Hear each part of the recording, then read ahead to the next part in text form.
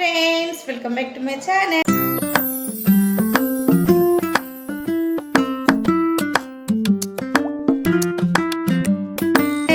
Shiva biryani official. అందరికీ good morning. బాగున్నారా? అందరు లేచిరా? నేనైతే లేచిన చక్క స్నానం చేసుకున్నా, రెడీ అయిపోయినా, ఇంట్లో పనులు చేసుకున్నా. మా హస్బెండ్ వీటికి వెళ్ళిండు, మొత్తం పని కంప్లీట్ అయిపోయిందనమాట. సో ఇప్పుడైతే మనం చియా సీడ్స్ నైట్ నానబెట్టుకున్నాం. సో అవైతే ఇప్పుడు తాగుదాం. ఎందుకంటే పొద్దున మంచి ఫుడ్ తింటే, హెల్తీ ఫుడ్ తింటే డే అంతా హెల్తీగా ఉంటామని నా ఒపీనియన్ అనమాట. మేబీ అందరికి అదే ఉండొచ్చు.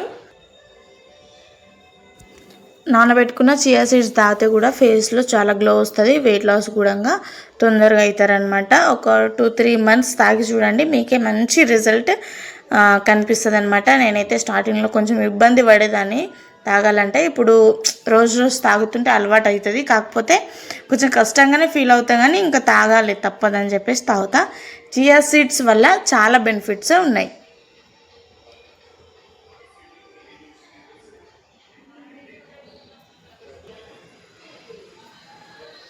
సో రోజు పొద్దున్న లేచినప్పుడే ఏదో ఒక ఫ్రూట్ తప్పకుండా తింటానమాట. సో ఈరోజు అయితే బనానా తింటున్నా. బనానా తిన్న తర్వాత ఆ పీల్ అనేది ఫేస్కి రబ్ చేసుకుంటే బాగుంటుంది అనమాట. స్కిన్ చాలా మెత్తగా అనిపిస్తుంది, స్మూత్గా అనిపిస్తుంది. సో నేను అదే చెప్తున్నాను అనమాట ఈ వీడియోలో. రోజు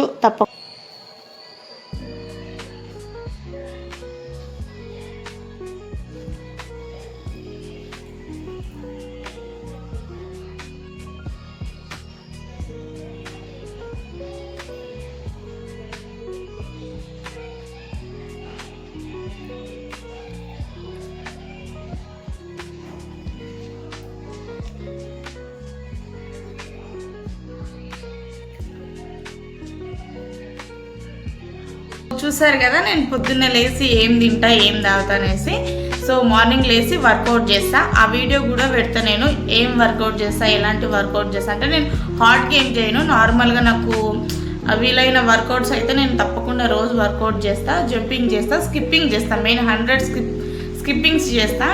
సో మార్నింగ్ లేచినప్పుడే వంట చేసుకొని ఇంకా ఫ్రెష్ అయిపోయి నానబెట్టుకున్న చియా సీడ్స్ తాగుతా.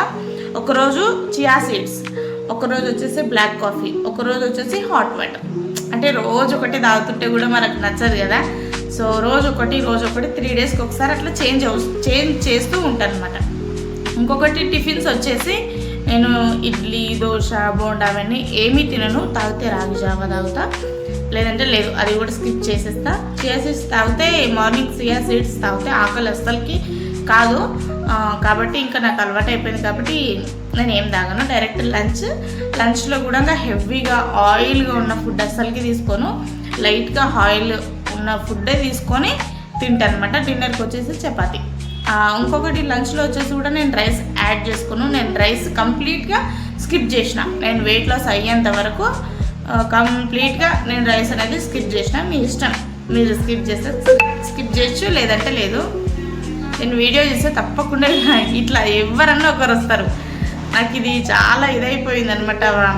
బాసనలో అన్న వస్తారు, లేకపోతే కూరగాయలన్న వాళ్ళు వస్తారు, ఎవరన్నా వస్తారు. డిస్టర్బెన్స్ అసలు ఎందుకు ఏమో, మరి దేవుడు ఎట్లా పంపిస్తాడో ఏమో వాళ్ళని. కానీ ఇంకా ఇట్లా చాలామంది వెయిట్ లాస్ అంటే ఒక 1 monthలో అయిపోతానేమో అని అనుకుంటారు, కానీ కాదు. ఎగ్జాక్ట్గా మనం కరెక్ట్ పర్ఫెక్ట్గా డైట్ చేసిన 3 months పడుతుంది వెయిట్ లాస్ కావడానికి. 100కి 200% 3 months. ఎక్సర్సైజ్ చేయాలి, కరెక్ట్ డైట్ చేయాలి. సో చెప్పడం మర్చిపోయినా, చాలామంది షుగర్ ఎక్కువ తింటారు. వెయిట్ లాస్కి ట్రై చేసే వాళ్ళు కూడా ఎక్కువ తింటారు. మెయిన్ రీజన్ వెయిట్ గెయిన్ అవ్వడానికి కారణం ఏంటంటే షుగరే. వెయిట్ లాస్కి ట్రై చేసే వాళ్ళు కంప్లీట్గా షుగర్ని స్కిప్ చేయండి. మేబీ మేము అలవాటు ఉంది, మాకు రోజు మేము కాఫీ, టీలు తాగుతామంటే చిన్న కప్పు, ఇంత కప్పు టీ తాగండి, ఇంత కప్పు చాయ్ తాగండి, ఇంత కప్పు కాఫీ తాగండి. కానీ మేబీ నేనేమనుకుంటున్నా అంటే, కంప్లీట్గా డైట్ ఫాలో అయ్యేంత వరకు, డైట్ మెయింటైన్ చేసే అన్ని రోజులు షుగర్ని స్కిప్ చేయడమే బెస్ట్. ఎందుకంటే షుగర్ వల్ల చాలామంది వెయిట్ గెయిన్ అవుతారు. అది వెయిట్ లాస్లో అస్సలకి కరెక్ట్ కాదు. మీకు వీలైనంత వరకు షుగర్ని వెయిట్ లాస్లో అవాయిడ్ చేయండి. అర్థమవుతుందా? షుగర్ వల్ల వెయిట్ గెయిన్ అయ్యే చాయిసెస్ ఉంటాయన్నమాట. ఈ మధ్య చాలామంది వెయిట్ గెయిన్తోనే సఫర్ అవుతారు అందరూ. సో షుగర్ని అవాయిడ్ చేయడం బెస్ట్. సో వీడియో ఎట్లా అనిపించిందో కామెంట్ బాక్స్లో కామెంట్ చేయండి. వీడియో నచ్చితే లైక్ చేయండి. Subscribe to my channel. Bye.